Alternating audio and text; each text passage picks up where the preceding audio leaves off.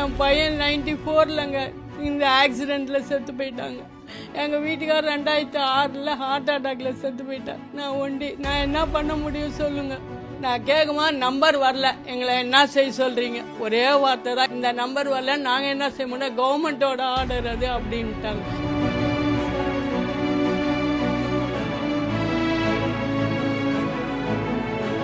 பொங்கல் பரிசும் வரல, அந்த நம்பர் இல்ல, 6000 ரூபாய்க்கு உனக்கு வரலையா, இந்த பொங்கல் காசும் உனக்கு வரல, வேற ஒன்றும் இல்லை. ஏன்னா இந்த பணம் கிடைக்கலாம், அப்புறம் எந்த உதவியும் கிடைக்காதுன்னு சொல்றாங்க. அப்போ எனக்கு கஷ்டமா இருக்குது. அதனால எனக்கு இந்த பணம் கிடைச்சா அடுத்தடுத்து எனக்கு கிடைக்க வேண்டிய உதவிகள்லாம் கிடைக்கும். எனக்கு பசங்க யாரும் இல்லைங்க, இருந்தா நான் என்னத்துக்குங்க இப்படி இல்லை, பிள்ளைங்கிட்ட இன்னைக்கோ ஓடி போயிருப்பேன். யாரும் இல்லை, தனியா தான் இருக்கிறேன். அந்த முதியோர் பணம் கிடைக்குது, அந்த பணத்தை வச்சுருந்தா சாப்பிட்டீங்கன்னா அதான் ரேஷனை வச்சுன்னு அட்ஜஸ்ட் பண்ணி சாப்பிட்றேன்.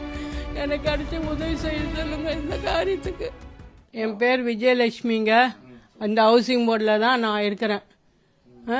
எனக்கு இந்த 6000 ரூபாய் புயல் நிவாரண பணம் கிடைக்கும்னு சொல்லிட்டு நானும் போய் கேட்டு கியூவில் நின்று போய் கேட்டு வாங்கிட்டு வந்துடலான். அப்புறம் பார்த்தா அங்கே பணம் இல்லை, இந்த நம்பர் வரலன்னு சொல்லிட்டாங்க.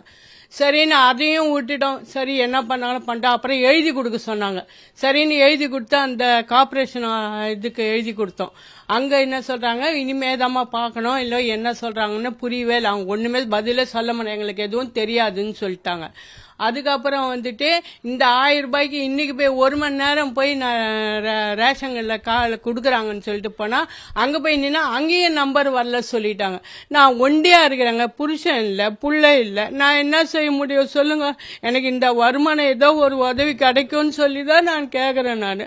ஆனா எனக்கு இந்த உதவி கூட கிடைக்கலன்னா நான் எப்படிங்க இருக்கிறது? ஏதோ ஒரு சில உதவி கூட கவர்மெண்ட்ல கிடைக்கிறது கூட கிடைக்கலன்னா நான் என்ன பண்ண முடியும்? நீங்களே சொல்லுங்க. எனக்கு இந்த உதவி கிடைக்க மாட்டேன். நீங்க தான் எல்லாருமா இருந்து உதவி செஞ்சு எனக்கு வாங்கி தரணும் இந்த பணத்தை. எனக்கு 69 வயசுங்க. எனக்கு எதுவும் இல்லை. என் பையன் 94லங்க இந்த ஆக்சிடென்ட்ல செத்து போயிட்டாங்க. எங்க வீட்டுக்கார் 2006ல் ஹார்ட் அட்டாக்ல செத்து போயிட்டார். நான் ஒண்டி, நான் என்ன பண்ண முடியும் சொல்லுங்க? எனக்கு வருமானம் இந்த முதியோர் பணம் அந்த கொடுக்குறாங்க, 1200 ரூபாய் கொடுக்குறாங்க. அதை வச்சுதான் ஏதோ என்னால் முடிஞ்சது ஏதோ ஒன்று ரேஷன் கடையில் கொடுக்குறாங்க சாமானை வச்சுன்னு அட்ஜஸ்ட் பண்ணி நான் சாப்பிட்டுன்னு வரேன். யார்கிட்டையும் கேட்க மாட்டேன், யார்கிட்டையும் போக மாட்டேன், அவ்வளோ யார்கிட்டையும் பேசவும் மாட்டேங்க இங்கே இருக்க ஜனங்க. அவ்வளோதாங்க என்னோட லைஃப். இது ஏதோ ஆண்டவர் தான் கூட இருந்து நீங்களே எல்லாருமே புரிஞ்சுக்கணும். நான் கேட்குமா, நம்பர் வரல, எங்களை என்ன செய்ய சொல்றீங்க? ஒரே வார்த்தை தான், யார்கிட்ட போய் கேட்டாலும் சரி. இங்கே என்னப்பா சேவை மையத்தில் கேட்டால் சேவை மையத்தில் அப்படி சொல்லிட்டாங்க. அப்புறம் நந்தன ஆபீஸ் போனாங்க. நந்தன ஆபீஸில் போனாலும் இந்த நம்பர் வரல, நாங்கள் என்ன செய்ய முடியும், கவர்மெண்டோட ஆர்டர் அது அப்படின்ட்டாங்க. இதுக்கு மேலே நாங்கள் எதுவும் செய்ய முடியாதுன்னு சொல்லி அனுப்பிச்சிட்டாங்க. அதுக்கப்புறம் நான் என்ன செய்ய முடியும்? நான் வந்துட்டேன்.